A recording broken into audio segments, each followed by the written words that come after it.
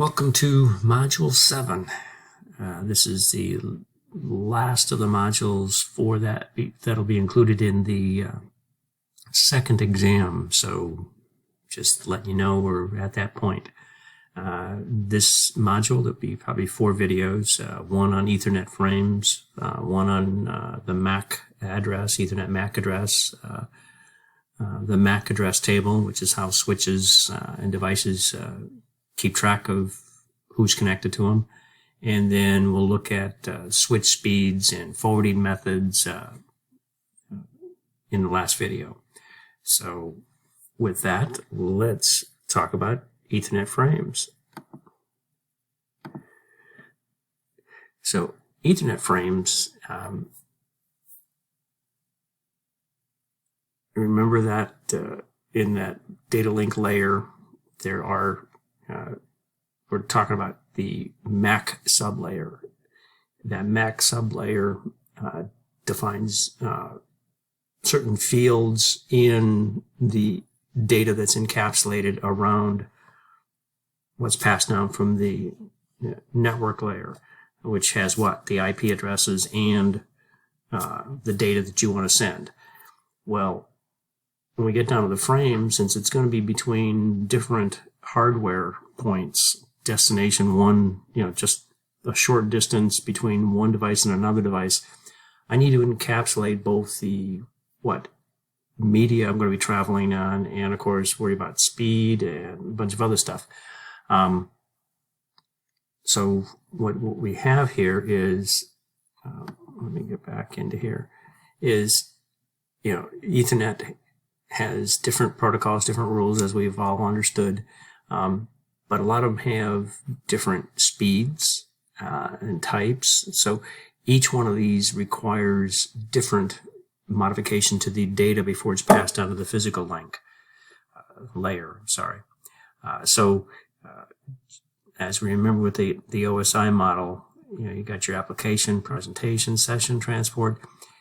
But when we get down to this data link layer, that LLC matters. It worries about the logical stuff going upward to the network layer.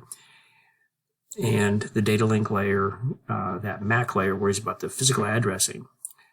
But when it talks about the Ethernet encapsulation, it's really kind of worried about both data link layer and the physical layer, because the protocols that handle, the standards that handle Ethernet are 802.2 and 802.3 are the two that handle that type of information. Now, the different sublayers within the data link layer are the logical link controls and the MAC, the media access control. Now, the LLC sublayer communicates with the networking software, and it's really only worried about which IP protocol is used. Is it IPv4 or IPv6? But the MAC sublayer, it has to deal with not only Ethernet, but wireless, personal network. Is it using Bluetooth? So it's got to worry about 802.3, 802.11, 802.15. So it's got to depend on which hardware and method it's going through, so that it has to worry about different types of physical environments. So that MAC sublayer is key in making the determination between which protocol am I using. Is it going to Ethernet? If it's Ethernet, which of the various speeds? If it's wireless, or if it's a personal network. That's what that 802.15 does, and that's most of it's for Bluetooth, RFID, things of that nature. Now, when we're talking about encapsulation, there's things that have to be put on. In this is the protocol data unit for the data link is called a frame. I think you remember that. Now, this frame is basically just an internal structure, but The addressing it uses is both the source and destination of the next physical element in the device. But what's also different about the frame, or this encapsulation on the other Ethernet, is it has an error detection, a frame check sequence to determine if the piece of data that was sent from your PC to the router arrived intact, or from your router to the next server, did it arrive intact.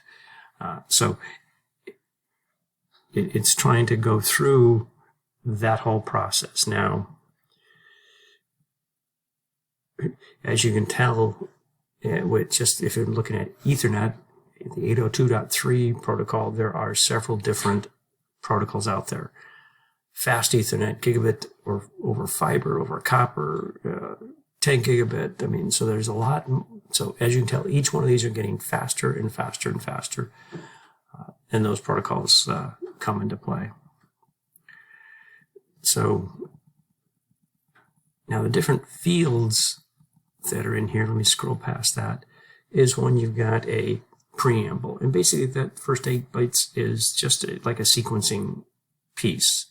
Then you have a destination, MAC address, a source, where am I coming from, what is the type, how long is it, the data got sent, and then this frame check sequence at the back, making sure it arrived to the next destination. So, like I said, the preamble, basically it's just a sequencing, just send some bits to make sure the two physical devices are in sync. The destination and the source MAC address, it's a 6-byte field in hex that's used to identify that device. Now, when we get down to talking the specific of the MAC address, which in the next video we'll talk about, what does that address mean? How is it interpreted? The type and length field, it basically is tells me if I'm doing IPv4 or IPv6.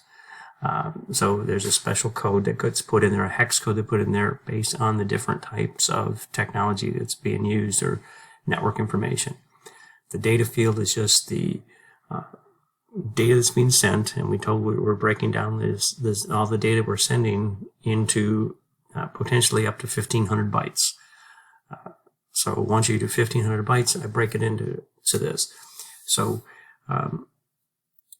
remember the layer 3 protocol data unit was called a packet, and this packet has to be at least 64 bytes long, otherwise it's considered an invalid packet, and pretty much you get rejected.